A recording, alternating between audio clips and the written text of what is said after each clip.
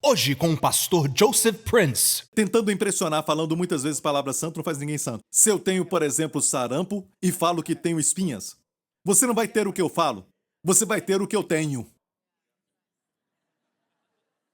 Certo? Só porque falam muito de santidade não quer dizer que tem santidade. Amém? Certo? Mas você a tem? Mas olha bem isso. Eles tentam ser santos pela antiga aliança, pela lei, é transitório. Serão bons hoje, bons amanhã e depois. Caíram e ninguém sabe disso. Só eles e Deus. Porque tentam cumprir a lei. Todo mundo que prega sobre a lei tem problemas particulares. Todo mundo que ensina que tem que cumprir a lei tem problemas particulares. Grandes problemas pessoais. Por quê? Porque eu sei que isso vai trazer problemas. Ok? O que permanece é mais glorioso. Quer que a santidade permaneça? Quer que a cura permaneça? Quer que a família permaneça? Amém? Permanecer? A ideia de estabilidade? Então busque aquilo que é muito mais glorioso. A nova aliança. O ministério que imparte justiça para você. Posso ouvir um amém, igreja? Oh, como Deus é bom. Deus faz algo tão simples e a gente complica tudo. É incrível, sabe? Deus fala, só coce a orelha assim, sabe? E nós fazemos dessa forma. Em volta, tem que andar no deserto. Sem deserto não tem terra prometida, certo? Se você não sofrer, então Deus não está nisso. Deus quer que você sofra antes de ser abençoado. E Deus só quer que você coce sua orelha. Certo? Deus te fez assim, certo? Rápido, ok? E você vai do outro lado. E nós podemos até falar das experiências do deserto o quanto quisermos, mas olha, havia um atalho. Havia um atalho. O que demorou para eles 40 anos, Jesus fez em 40 dias. Certo? O problema com o deserto não era tanto, certo, que Deus queria que eles passassem pelo deserto. O problema é que eles ainda tinham o Egito no coração. Olha, demorou uma noite para tirá-los do Egito e 40 anos para tirar o Egito deles. É o desafio da igreja, certo? Você vê um cruzeiro, um navio, certo? Quando está navegando, um cruzeiro, certo? Tudo bem se o barco está na água, mas se a água entrar no barco é errado. Certo? Enquanto navegamos neste mundo, estamos no mundo, mas não somos do mundo. Não deixe o mundo entrar. Não deixe o mundo entrar. Ah, pastor Prince, eu acho que devemos conquistar todas as áreas do mundo e tudo mais. Deus não falou para conquistar, mas para pregar o evangelho. E até mesmo um pobre mendigo recebe. Amém? Ele tem um propósito. O evangelho é para todo mundo. Não é só para o rico ou o pobre. Amém? Eu acho que Deus pode fazer com que uma irmã aqui seja uma princesa ou um primeiro-ministro, e se Deus fizer isso, foi Deus quem fez. Amém? Eu tenho que pregar o evangelho.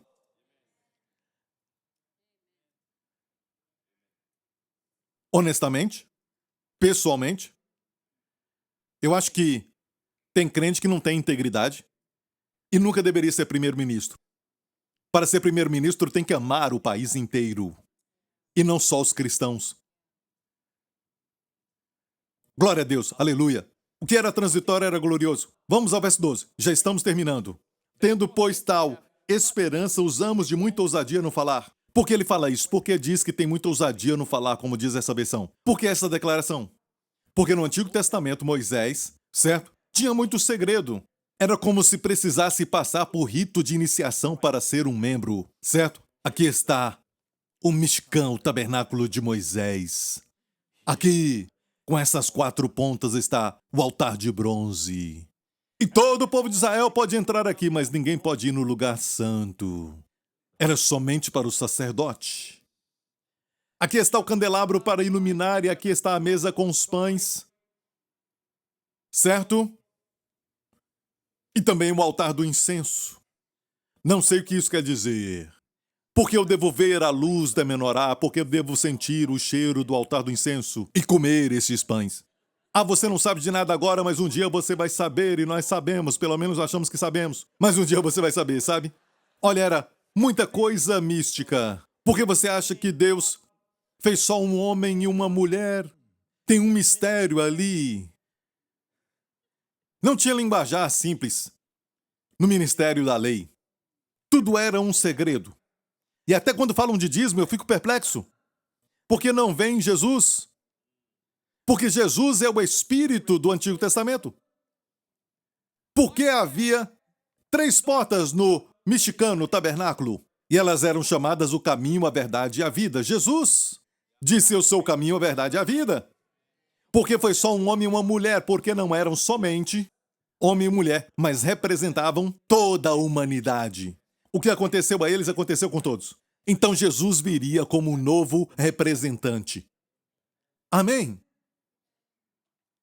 Porque Deus falou com Moisés para fazer uma serpente de bronze numa cruz e levantá-la para que todos que fossem picados por cobras, e não importava se os seus olhos eram verdes, azuis ou pretos, ou até de cores misturadas, se era grande, se era pequeno, se era fechado ou não tinha olhos.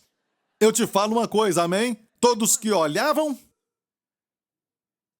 isso é muito simples, é o que você está fazendo, olhando. E quem olhasse que fosse mordido por uma cobra e olhasse para aquela serpente de bronze, eram curados. E foi a história dos filhos de Israel no deserto. E você vai até o Novo Testamento. Jesus falou para Nicodemos, sabe, Nicodemos? Como Moisés levantou a serpente no deserto, assim serei levantado. Ele estava dizendo que ele é o espírito daquele ritual. Então todo ritual na Bíblia, temos que tentar extrair o significado. E é isto que nos dá a vida. Está me ouvindo? Pare aqui porque eu quero terminar e, por causa do tempo agora, quero te mostrar algo que talvez na sua versão não mostra, mas todos os teólogos concordam com isso, que o que acabamos de ler está entre parênteses. E a razão é importante. Preste atenção nisso, ok? Vamos voltar até o verso 7, ok? Este verso começa com parênteses. Certo? Do verso 7 até o verso 16. Certo? No 16, termina o parênteses. Agora, o que é então um parênteses? Quer dizer que ele estava falando de algo que era o assunto principal daquilo, e então ele, como o pastor Prince, quando ele prega, ele pega um atalho para explicar o que ele está dizendo. É um parênteses, ok? No parênteses ele explica. Porque onde ele parou foi aqui, no verso 6, antes do parênteses. Verso 6. Ok? Vamos ler este verso. Isso. Olha, antes do parênteses no verso 7, o verso 6 termina com a letra mata, mas o Espírito vivifica. Então Paulo sabia que isso ia precisar de uma interpretação, e ainda bem que ele explicou isso, que a letra ali é a lei, gravada em pedras no parênteses. Então no parênteses ele explicou a lei, a antiga aliança e a nova aliança, entendeu? Certo? E termina logo ali. A letra mata, o Espírito vivifica. Termina aqui. Verso 7 é o parênteses. Você quer ver o que ele diz depois do parênteses? E não se esqueça que a última frase aqui é que o Espírito vivifica. Vamos ao verso 16. Verso 16 é onde termina o parênteses. E no 17 ele diz: o Senhor é o Espírito. E onde está o Espírito do Senhor, aí é liberdade. Ok, pare aqui um pouco. Se perguntar para qualquer crente, vai falar que é o Espírito Santo. Mas perceba como ele disse, muitas vezes, o Espírito Santo é sempre o Espírito do Senhor, em outra versão, o Espírito de Deus, certo? Mas nunca é o Senhor o Espírito. Então, o que é este Espírito? Devemos ver isso antes de terminar. Ou então não vamos ter o segundo culto, eu não vou nem tomar café, certo? Eu preciso falar isso, porque se descobrirmos quem é este Espírito, é o Espírito que vivifica. Quantos querem isso? A palavra vivificar, se checar, se você olhar a sua concordância, está dizendo que te ajuda a trazer juventude. É te fazer frutífero se você é estéril. O Espírito vivifica. Se você está doente, vivifica quer dizer vai trazer vida para você. O mesmo termo é usado quando aquele homem Jairo pediu para Jesus tocar na sua filha para que ela pudesse viver, se recuperar da doença. Então, seja quem for, devemos descobrir qual é este Espírito que vivifica. E o meu tempo acabou. Então, até a próxima semana. Muito obrigado. Deus te abençoe. Assista de novo, porque olha este Espírito que dá vida, você precisa descobrir. Você deve conhecer esse Espírito, amém? Ok, meu tempo acabou. Ok, glória a Deus. Eu vejo que você está impaciente, você precisa comer alguma coisa, então eu vou deixar você ir, ok? Quer saber? Você quer saber? Eu já te falei, sabe? Olha isso. Não é que está mencionando o Espírito Santo aqui. Olha, Deus o Pai está envolvido, o Espírito Santo também, lógico, ok? Mas como ele disse, o Senhor, o Espírito. Olha aqui este verso, o verso 18. Como pelo Espírito do Senhor, olha bem esta versão. Pelo Espírito do Senhor, o dom não existe. No original não tem essa palavra. Isso não está lá. Literalmente, somos transformados pelo Espírito Senhor. Então, quem é este Espírito Senhor? Começa dizendo que a letra mata, mas o Espírito vivifica. Muito bem, isso mesmo. Jesus, ok, se eu te liberar, você vai atrás daquela irmã e peça mais para ela, certo? Jesus, Quando você fala Jesus, você sempre acerta. Esta igreja está cheia de Jesus. Mas escute, olha, como é Jesus? Sabe? Quando você lê o Antigo Testamento, o Espírito que vivifica está oculto.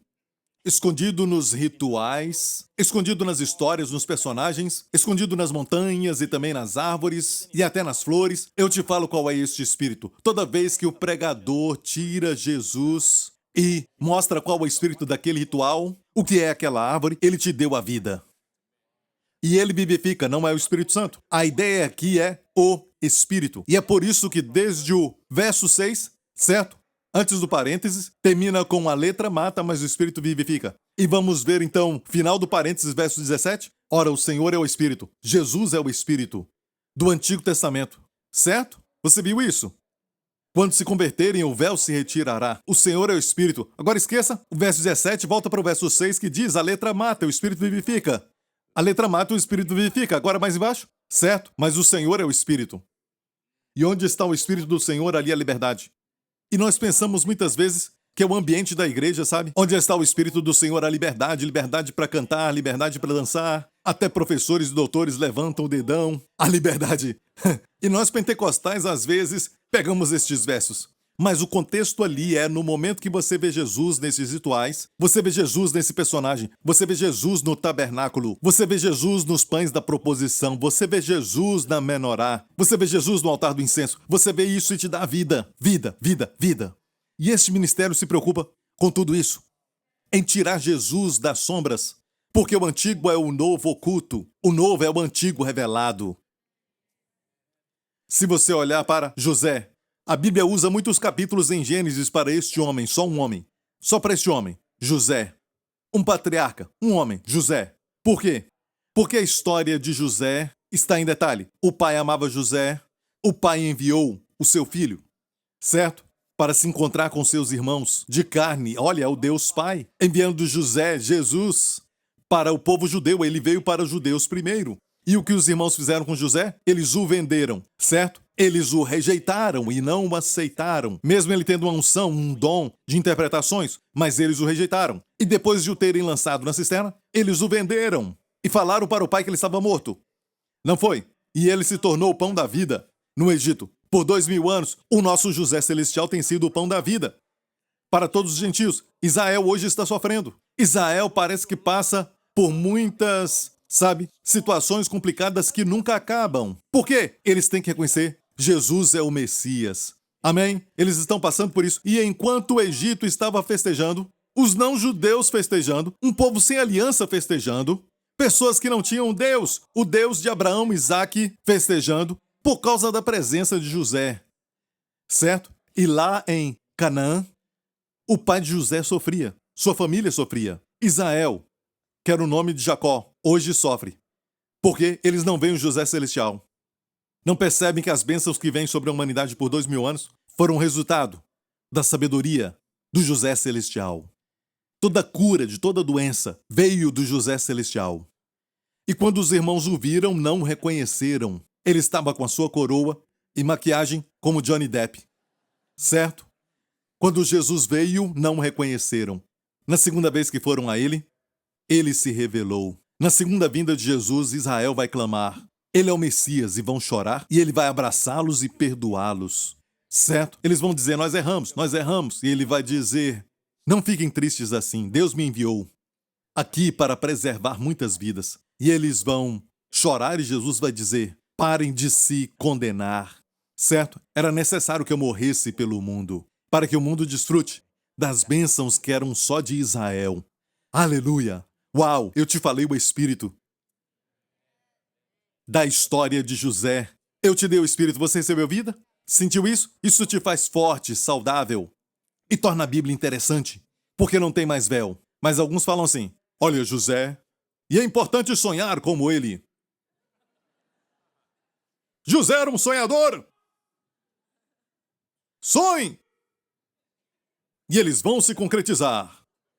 E fala de sonho, sonho, sonho, e no final da mensagem, você pensa, o que foi isso? Ele nem falou de Jesus.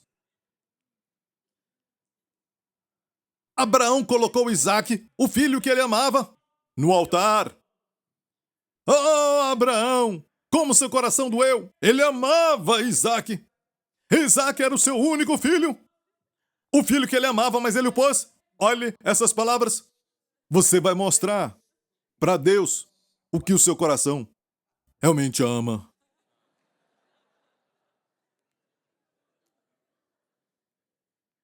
É o pecado? Palavrão? Vício? Mentira? Não! O que é então? É o seu filho! A sua profissão! Você vai ter que entregar Isaque. Tem que entregá-lo, colocá-lo no altar. E no final, ninguém entende a mensagem. Eles ficam pensando, termine logo. Não quero entregar meu Isaque. Sabe? E saem pensando, o que é meu Isaque? E alguns que deram se sentem justos e saem e tem problema. Eu achei que ia vencer e não venci. Será que podemos até tirar alguns princípios destas histórias, mas devem ser secundários? A coisa principal sobre o Antigo Testamento é encontrar o Espírito do Senhor. O espírito da história é que Isaque é um tipo de Jesus. E quando Deus falou a Abraão, toma o teu filho, o teu único filho, o filho a quem tu amas. Ele estava dizendo para si mesmo, eu vou dar o meu filho, o meu único filho, o filho que eu amo. E colocá-lo no Monte Moriá. Por que Monte Moriá? Porque a parte mais alta do Monte Moriá é o Monte Calvário. Deus já estava falando da vinda de Jesus. E Isaque carregou a madeira nas costas. Uou! Pela via dolorosa, em Jerusalém se viu. A Bíblia diz que Isaque carregou a madeira. E o pai estava ali. E então o garoto disse, eu vejo o fogo e a madeira, onde está o cordeiro? Aquele sensato homem de fé disse, Deus proverá para si mesmo um cordeiro. E é por isso que quando ele estava prestes a matar o garoto, Deus falou para ele, agora eu sei. Deus não queria um garoto com pecado no seu sangue. Não seria um sacrifício aceitável. Agora eu sei que tu me temes, que tu me adoras, que tu me amas. É a mesma ideia. Como Deus soube, Abraão ia até o final. E agora, vemos Jesus na cruz, o Filho de Deus, seu único filho, o filho a quem Deus ama. Quem é você para Deus entregar o filho a quem Ele ama? Para te salvar? Que tipo de pessoa você é? Quem é você para Deus entregar o filho a quem Ele ama? Por você. Podemos olhar para o céu e dizer, agora eu sei, Pai, que tu me amas, porque não poupaste o teu filho, o teu único filho, o filho a quem tu amas. Dê a Jesus a glória, amém? Oh, você sente a vida? Foi vivificado? É tudo sobre Jesus. Agora não se coloque como um herói nessa história. Você não é um herói entregando seu Isaque. O herói ali é Deus, que entregou o seu único filho. Abraão fez isso. E olha, Jesus no Evangelho de João disse aos fariseus, Abraão se alegrou em ver o meu dia. E olha isso. Os judeus falaram, você não tem 50 anos e você viu Abraão? Antes de Abraão, Jesus disse, eu sou. O que é isso? Abraão viu o dia de Jesus. Foi naquela montanha. Ele ia matar o seu filho e Deus disse, pare. Isso é só uma encenação. Olha atrás de você. A Bíblia diz que ele viu um cordeiro. preso nos galhos, mas além disso ele viu o monte mais alto, o Monte Calvário, e viu a cruz, onde Deus enviou o seu filho. Agora você recebeu o espírito dessa história e vivifica. Aleluia. Como parar? Como parar uma mensagem dessa? Quero falar da Arca de Noé. Mas vocês vão querer mais. Ok, nós vamos terminar agora este culto. Dê a Jesus a glória e a honra. Amém? Amém? Amém? Agora mesmo, eu quero te convidar agora para se aquietar diante do Senhor. Deus está aqui. Dá para sentir sua presença, Ele está aqui. Se não precisa ir ao banheiro, não ande, porque é um tempo para você e Deus. O seu tempo a sós, com Deus. Meu amigo, se você veio hoje aqui e você sabe que quando a música para, a festa acaba, seus amigos vão embora, você olha no espelho e diz: para que viver? Eu estou tão vazio por dentro. Por que eu sempre acabo com este vazio na minha alma? Porque quando Deus te fez o seu espírito para conter Jesus. E o seu coração não vai se satisfazer até você enchê-lo com Deus. E Deus preparou tudo para você. Ele enviou o seu filho para o seu próprio bem. Por você. Jesus te procura. O bom pastor deixa as 99 para buscar aquela perdida. Você diz: eu não estou perdido, ninguém está mais perdido do que aquele que não sabe que está perdido. E toda ovelha perdida precisa de um pastor. E Jesus, o bom pastor, deixou tudo. Veio à terra e descobriu que para que a ovelha permanecesse viva, para que a ovelha fosse aceita, um preço tinha que ser pago. Para Deus aceitar o homem pecador na sua presença santa, seria injusto. Por quê? Deus é santo, o homem pecador. Tinha que ter um fundamento justo. Deus tinha que ser santo para receber o homem pecador. Isso aconteceu na cruz. Quando Jesus foi pendurado na cruz, ele cumpriu totalmente todas as exigências, toda a exigência divina de um Deus santo para o homem. Jesus se tornou responsável por elas. Lá na cruz, Jesus tomou seus pecados. E porque ele é Deus também, ele pôde tomar os pecados da sua vida toda, pensamentos, palavras e ações, sobre si mesmo. E ele disse: Pai, deixe-me ser aquele que vai resgatá-los. E Deus derramou tudo, todo o julgamento sobre a iniquidade. A ira santa, a ira justa, indignação divina foram derramadas totalmente sobre os nossos pecados no corpo de Jesus Cristo. Até Jesus clamar: está consumado! Que brado! Um brado de vitória! Consumado! Não tem mais julgamento de Deus sobre o crente. Ele consumiu todos. Não há mais punição. Não tem mais maldição sobre a sua cabeça. Hoje, quando você erra, não há mais maldição sobre a sua cabeça. E te faz amá-lo mais. E o mesmo pecado não pode ser punido duas vezes. E se você está aqui e diz: Pastor Prince, eu quero receber tudo o que Jesus fez por mim. Meu amigo, você sabe que está trocando a sua fraqueza pela força dele. Você está trocando o seu pecado pela sua justiça. Você está trocando a sua enfermidade pela sua saúde. Você está trocando uma vida de oração sem resposta para uma vida de respostas constantes. Você está trocando a sua vergonha por sua glória e beleza. E por isso o diabo cega o entendimento das pessoas dessas verdades. E onde estiver agora, meu amigo, Escute essas boas novas. Eu vim. Foi Jesus mesmo quem disse isso. Eu vim para que você tenha vida e vida mais abundante.